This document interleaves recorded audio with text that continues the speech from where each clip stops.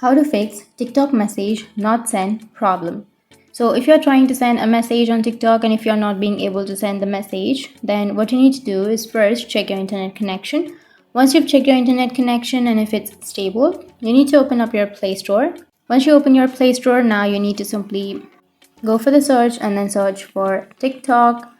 Once you've searched for TikTok, you may have an update option. If you have an update, then you need to update your application and your problem might be fixed. But if that still doesn't fix your problem, then you need to simply open up your settings and you can scroll down, go for apps, go for see all apps, and then go for the search, which is on the upper side, and search for TikTok. Once you've searched, you can go for storage and cache and go for clear cache and clear all of your cache. Once you've cleared your cache, now your problem might be fixed.